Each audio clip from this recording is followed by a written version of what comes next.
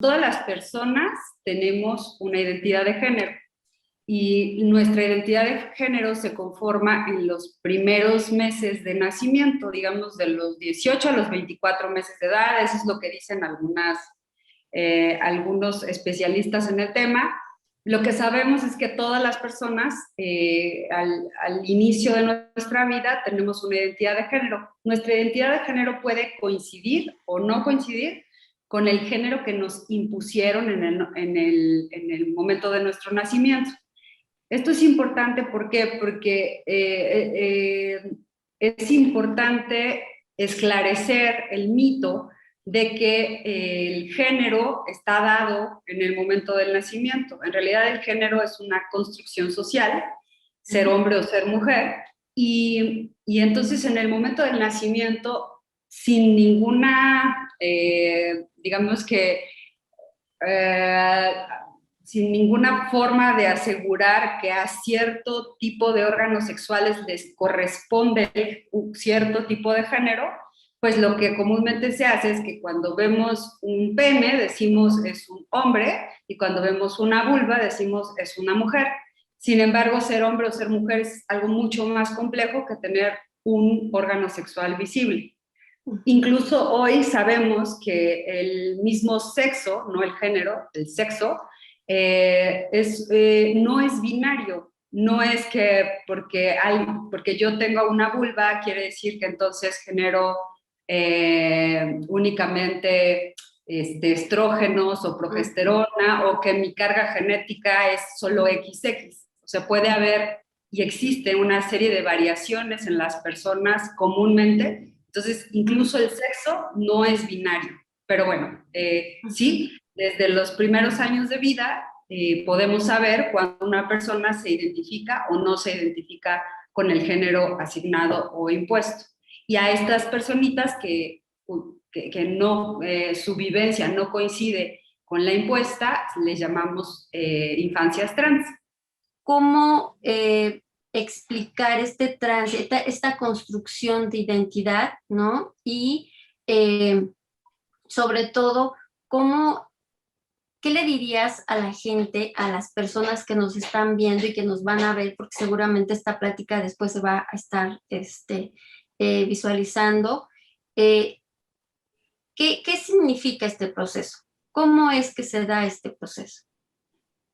Pues te decía, en los primeros meses de nacimiento, todas las personas, sin falta, todas las personas, tenemos una cantidad de impulsos, digamos, externos que estamos recibiendo, nuestro cerebro está procesando, estamos en vinculación con nuestra madre, nuestro padre, tenemos figuras, ¿no? Como de géneros frente a nosotras, nosotros, nosotres.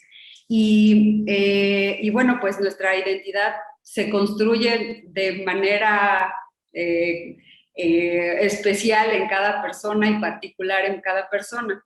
En general, lo que hemos visto o lo que conocemos es que en general el género con el que se nos socializa, que esto es importante, si yo nazco y dicen es una niña porque tiene una vulva, y externamente me dicen, eres una niña hermosa, y toma este vestidito, y toma esta muñeca, y eres bien lista, y tienes una facilidad de vocabulario y de comunicación, pues seguramente yo voy a ir un poco hacia allá, ¿no?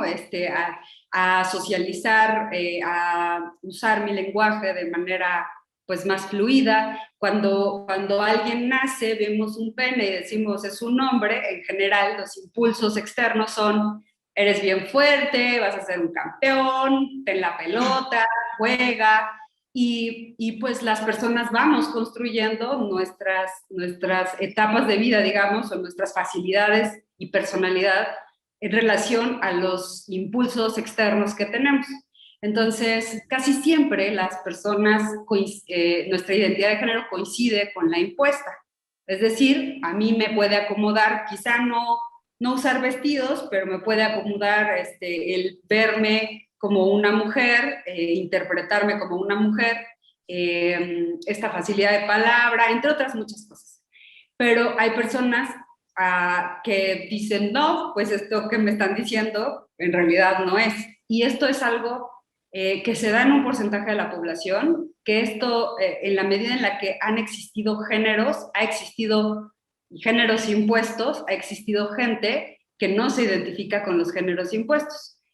Es decir, las culturas a lo largo de la historia hemos visto que, por ejemplo, culturas en la cultura zapoteca, que tienen 3 géneros, no 2, sino tienen hombres, mujeres y timuches, pues hay gente que se identifica con alguna de las 3, pero hay culturas en que incluso hay 6 géneros. Entonces, las personas pues se van acomodando en esos géneros y comúnmente lo que sucede en nuestra cultura occidental es que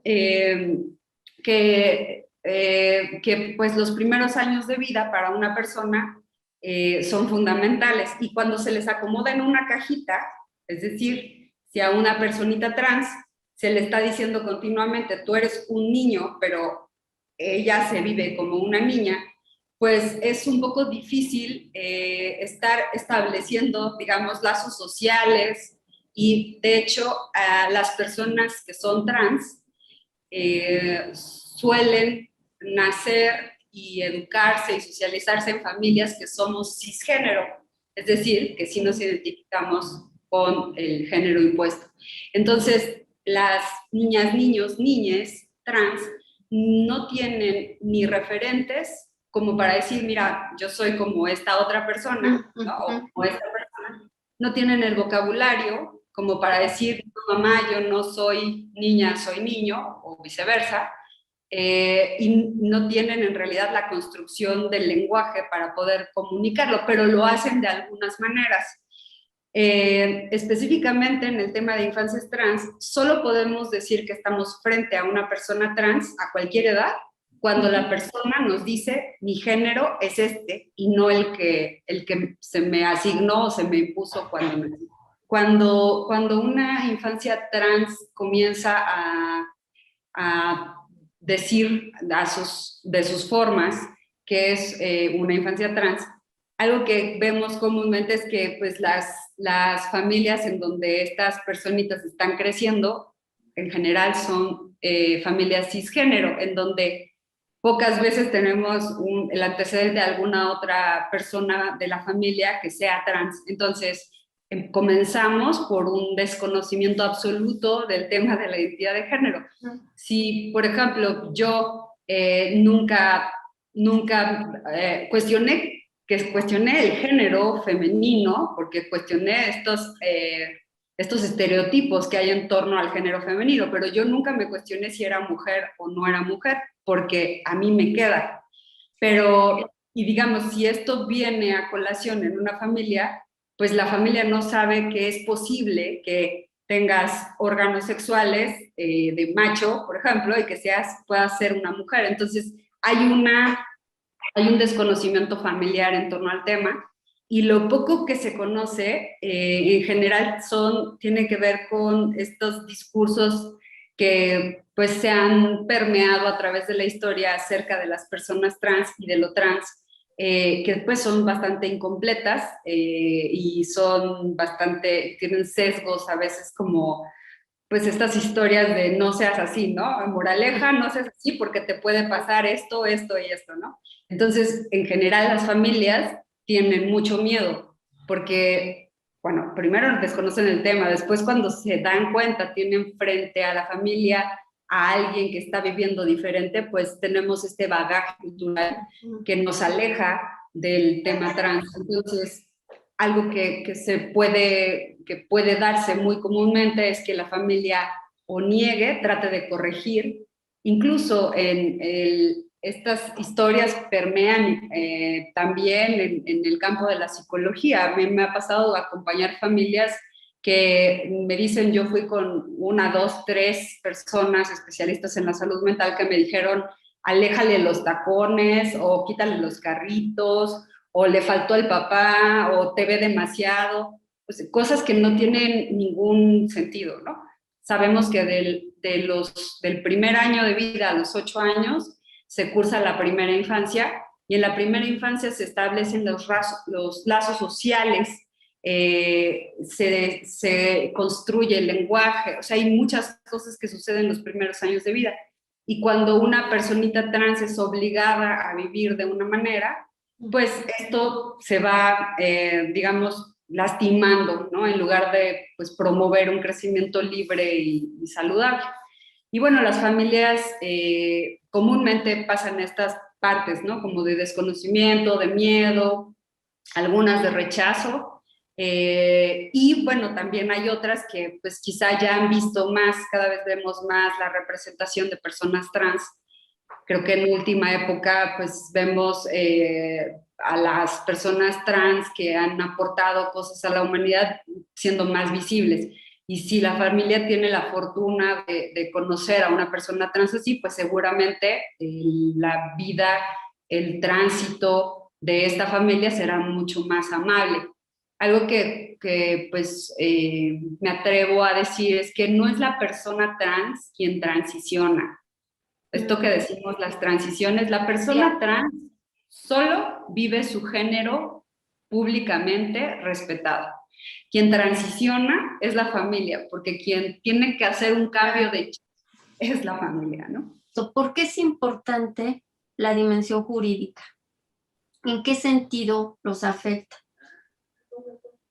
Pues sí, básicamente creo que el tema del conocimiento acerca de lo trans, por fortuna, no lo ha dejado claro la comunidad trans, ¿no? Como esta parte de no pensar a lo trans como una patología, ¿por qué? ¿No? Todas estas cosas. Y para mí y para nuestra organización ha sido esencial plantear que lo que está incorrecto ha sido todo lo que está construido de una manera cisgénero, o sea, presumiendo que el mundo es cisgénero, como esto que decías al principio. La heteronorma piensa que todas las personas son heterosexuales y así está construido ciertas cosas del casi todo, ¿no? En el mundo. También la cisnorma, que es como lo que vivimos nosotros, la cisnorma ha generado instituciones basadas en la cisgeneridad, con legislaciones, con políticas públicas, con enseñanza, con todo basada en la cisgeneridad. Y pues en realidad el mundo no es así. Entonces, bueno, yo soy abogada y además de ser abogada, pues lo que hemos reflexionado en la asociación es que si lo que está mal es este concepto, o más bien todo lo que se crea basándose en la cisgeneridad, en la cisnorma, pues entonces hay que cambiar esa parte. ¿Por qué? Pues porque una niña, un niño, una niña no tendría trans, no tendrían por qué tener menos derechos que las personas que no son trans. Nuestras mismas, yo soy mamá de un chico trans, por eso es que estoy acá, en su propia historia, por ejemplo, mi hijo, antes de vivirse públicamente trans o de identificarse como un hombre, tenía todos sus derechos, todos absolutamente. Tenía derecho a la identidad, con su acta de nacimiento, su pasaporte, tenía derecho a la educación, con sus certificados de estudio, sus boletas, tenía derecho a la salud, incluso tenía un seguro de gastos médicos mayores que le protegía desde que nació, etc. En el momento en que comienza a vivir su género públicamente, dice, yo soy un hombre, no una mujer, soy un hombre, en ese momento su derecho a la identidad se acaba porque no tiene un acta de nacimiento que diga su nombre y su género. Por lo tanto, no tiene un pasaporte, que sería como el derecho a la nacionalidad, que represente eso, sus documentos de estudio en su escuela, simplemente pues no le nombran como él se vive, con su nombre, ¿no? Incluso el seguro de gastos médicos mayores, pues de repente es como, pues cubre a una mujer, no cubre a un hombre. Y por ejemplo, en este caso, tendría que cubrir a un hombre con necesidades ginecológicas. Y eso no lo tenemos, ¿no? Entonces, bueno, pues nos parece que lo importante era modificar esta parte, pero además que nuestras poblaciones tanto niñas, niños, niñas, adolescentes y sus familias, que casi siempre son mamás o abuelas o tías, conocieran sus derechos, porque en la medida que conocemos nuestros derechos, pues es más fácil que sepamos que no estamos pidiendo favores, sino que tenemos la posibilidad simplemente por ser seres humanos de acceder a los mismos derechos que todas las personas. ¿Qué opinas tú de esta ley de identidad de género? ¿Qué alcances tiene? ¿Qué limitaciones? En fin, ¿cómo la percibes tú? Pues mira, bueno, el referentes, hay 14 estados de la República, apenitas acaba de sumarse el número 14, 14 estados de la República que reconocen el género o la identidad de género de las personas por la vía administrativa. Solo un estado de la República Mexicana, que es Jalisco, incluye a niñas, niños y adolescentes. A mí me parece, pues yo te decía, pues soy abogada, para mí el hecho de que se haya discriminado por edad en las otras legislaciones, pues me parece un tema pendiente que había que resolver de inmediato. Pero bueno, tenemos, justamente en la Ciudad de México había una propuesta legislativa, una propuesta más bien de iniciativa para reformar el Código Civil y dejar de discriminar a niñas, niños y adolescentes. Esto está congelado en el Congreso desde 2019, sin embargo, el Estado de Jalisco el año pasado, en octubre, nos dio la sorpresa maravillosa de que en lugar de pasar por un Congreso, una votación legislativa, lo que sucedió fue que se emitió un decreto por parte del gobernador en la que permitía que todas las personas de la República Mexicana, cualquier persona mexicana, o sea, incluso personas que viven en el extranjero, podrían viajar a Jalisco y tener un procedimiento de reconocimiento de identidad de género. Y no se limitó de ninguna manera la edad, es decir, no hay un mínimo para esto. Y hay algo bien importante que justo ahora que hablamos como de esto de me costó ser mujeres, algo que es bien importante es que yo te decía que la mayoría de las veces es la madre quien acompaña a la hija, el hijo, el hije trans. Y esto es un sesgo pues muy común, no solo en el tema del tema trans, sino pues bueno, cuando alguien se enferma, en realidad quien se queda es la madre, o sea, eso es algo muy común porque las mujeres se nos exigen ciertas cosas, nos exigimos ciertas cosas, en este caso me parece que es muy bueno, pero bueno, el 85% de las veces somos las mamás quienes acompañamos el proceso y solo el 12% son los papás.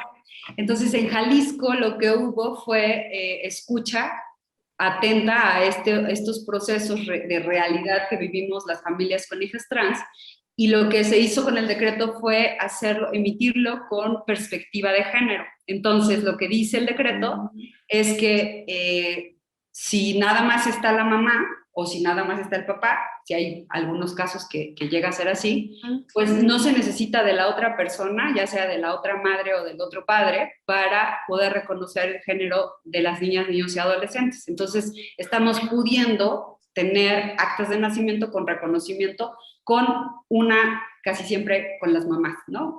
La mitad de los casos han sido mamá y papá y la mitad con la mamá. Pero esto fue algo muy positivo y muy bueno. Y no cuesta ni un peso y el trámite dura 1 hora. Es maravilloso.